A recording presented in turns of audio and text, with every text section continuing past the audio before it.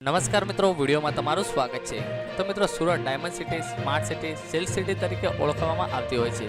સુરતની સુરત હવે ખતરાઈ રહી છે, કારણ કે દિવસે ને દિવસે ગુનાખોરોનો આંક વધી રહ્યો છે। ફરી એક વખત સુરતમાં એકનો ભોગ લેવામાં આવ્યો છે। સુરતની સુરત ખરડવાની ગુનાખોરીએ સોપારી લીધી હોય તેવું લાગી રહ્યું છે, કારણ કે સતત ગુનાખોરી વધી રહી છે। હાલમાં જ એક હચમચાવી દે તેવી ઘટના બની હતી। સુરતના નવાગામ બિલિયાનગર સોસાયટીમાં રહેતા અતુલ સોની નામના યુવકની ઘાતકી હત્યા કરી લેવામાં આવી હતી। આ હિચકિચાવની ઘટના બાદ નાસભાગ મચી હતી। જોકે ઘટનાની જાણકારી મળતા જ ડિંડોલી પોલીસ ઘટના સ્થળે પહોંચી તપાસ હાથ ધરી હતી। પોલીસને મળેલી અંગત બાતમીના આધારે 3 શખ્સોના નામ સામે આવ્યા હતા, જેના આધારે તપાસમાં રેલો છેક અમદાવાદ સુધી પહોંચ્યો હતો।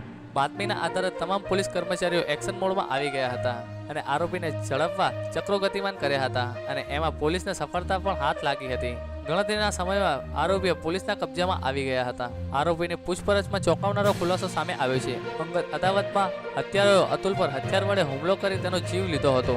હત્યાના 3-4 દિવસ પહેલા અતુલ સોની તેના કેટલાક મિત્રો સાથે ઝઘડો કર્યો હતો અને બોલાચાલી વધુ ઉગ્ર બનતા બબાલ મારામારીમાં પરિણમી હતી।